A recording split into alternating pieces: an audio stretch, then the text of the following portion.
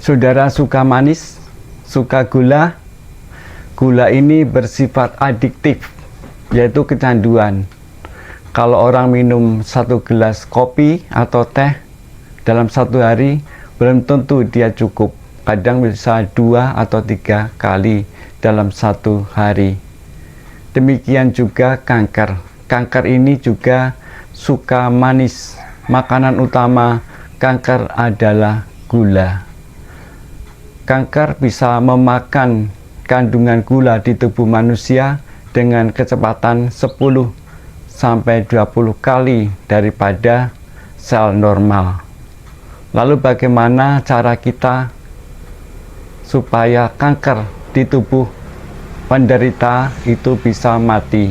Kita tahu bahwa makanan utama sel kanker adalah gula. Maka kita perlu menurunkan gula di dalam tubuh kita. Bagaimana caranya?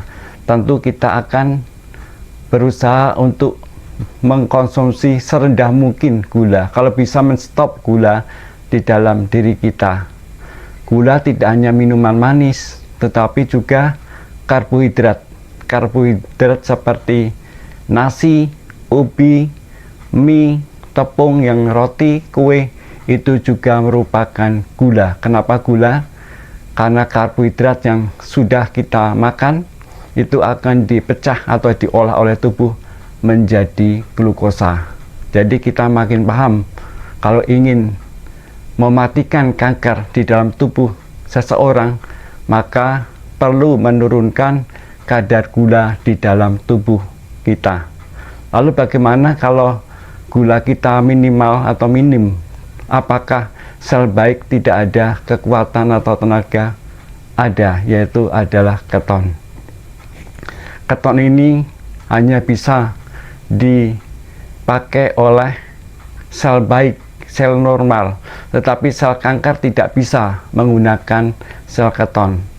Saat kita banyak mengkonsumsi protein, lemak, maka di dalam liver kita akan diolah menjadi keton, dan keton ini lebih stabil tenaganya daripada karbohidrat. Saudara-saudari yang terkasih, dengan kita menekan gula di dalam tubuh kita serendah mungkin, maka sel kanker di dalam diri kita akan mati. Itulah caranya. Lalu bagaimana caranya secara praktis supaya kita bisa melakukan pematian sel kanker tersebut? Pertama adalah dengan puasa intermittent fasting.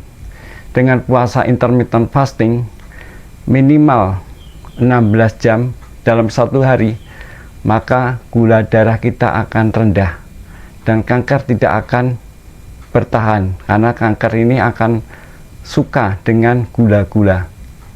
Yang kedua adalah dengan diet keto. Diet keto adalah diet di mana kita memakan makanan yang rendah karbohidrat dan tinggi protein dan lemak.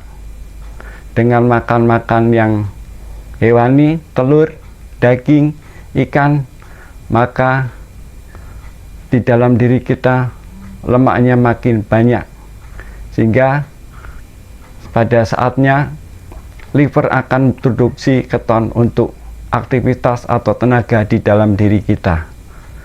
Jangan khawatir saudara, energi kita tidak akan habis, karena energi kita yang lebih stabil adalah keton. Tetapi kalau kita menggunakan glukosa, gula sebagai energi, energi tersebut tidak akan stabil. Jadi kesimpulannya ada 2. Bagaimana cara mematikan kanker adalah dengan puasa intermittent fasting dan dengan diet keto. Dengan intermittent fasting dan diet keto, maka gula darah di dalam tubuh kita akan rendah, sehingga kanker tidak ada makanan dan dia tidak bisa berkembang, akhirnya bisa mati.